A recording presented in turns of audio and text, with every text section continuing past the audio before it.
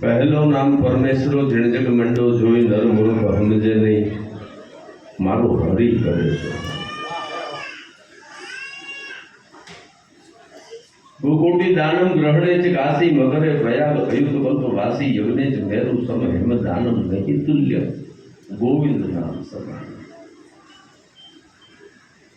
આજના આ રૂડા અવસરે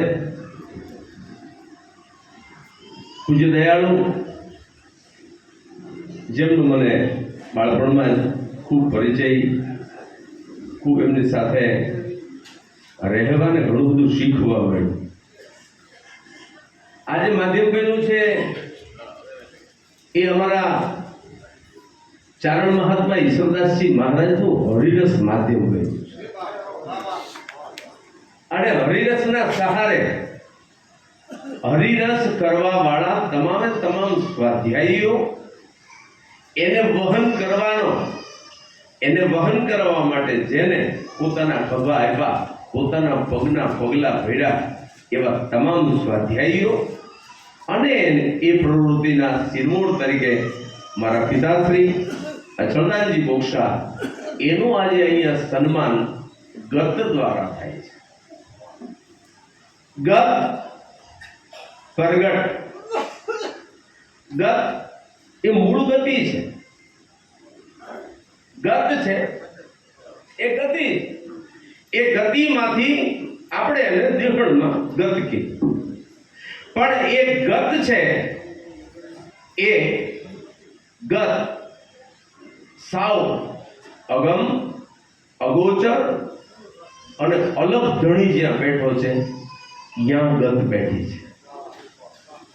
એ ગતને પ્રગટ થવા માટે થઈ, ગતને પ્રગટ થવા માટે થઈ કોઈ એવી જગ્યાઓ હોય છે કે જ્યાં ગત પ્રગટ થતી હોય છે. તો મારે એ કહેવું છે કે એ ગત કઈ આત્મતત્વની એવી એક ગત, એવું સૂક્ષ્માથી સૂક્ષ્મ જગ્યા જ્યાં ઠહેરાવ થઈ અને જેને જોઈ ન શકાય, જેને ઓળખી ન શકાય, જેને પામી ન શકાય, આ શરીર રૂપી આવડા મોટા આ રથની માથે બિરાજમાન થઈ અને એ સતત જન્મથી લઈ અને આ શરીરને ધારણ કરી અને મૃત્યુ સુધી જાય છે. પણ એ જે અંદર ભીતર બેઠું છે એ તો આ શરીર હતું એ પહેલાંય હતું, આજે છે અને શરીર નહીં હોય પછી હશે.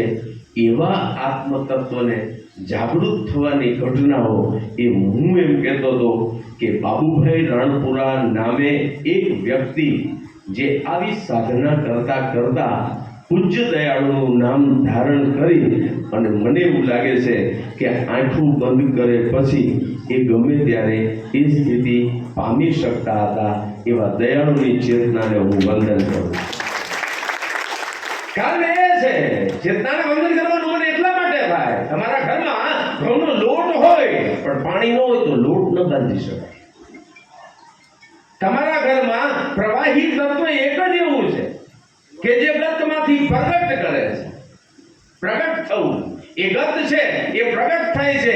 એના માટે પ્રવાહી જોઈએ અને એટલા માટે થઈ એના માટે રસ જોઈએ. આજે મને એવું લાગે છે ગતને અહીંયા આવી ભવ્યથી ભવ્ય રીતે પ્રગટ કરવા માટે એક ઈશ્વરે આપેલો રસ એટલે હરિરસ હાચ અર્થમાં જાગતો છે. એટલે પહેલો નામ પરમેશ્વરો જળજગ મેંડો જોઈ આ નરમૂરખ સમજે નહીં, મારો હરિ કરેશો હોય. મારા પિતાશ્રીએ હરિરસ, મારા પિતાશ્રીના, મારા દાડીના ભાઈએ વાત કરી હતી. હું બધાના નામો ઉલ્લેખ નથી કરતો કારણ કે ભાઈએ કીધું કે અગાસી ઉપર ઘોડા દોડવાના છે, પણ અગાસી તો હવના મેળની હોય ને. હું સુંદરિયાની અગાસી શું કામ પકડી દઉં? હું તો બાબુ કઈ મોટો બુગલો વાંચ્યો 800 વારનો એનો અગાસી પકડું. એટલે અગાસી મારા રીતની રહેશે. એને મને અગાસી કીધી છે પણ નાના ઘર આજે મને ન ગમે. આજ તો રાજમહેલની આજ નાના ઘર ન ગમે. મને યાદ છે 1987માં મારા પૂજ્ય ચિંતન મામાનો એક કાર્યક્રમ 3 દિવસનો બહુ મોટો થયેલો ગોપાલભાઈ, નર્મદા કિનારો. અને એવા ટાણે બપોરના ટાઈમે પેલા આપણા નોબત વગાડતા રાજસ્થાન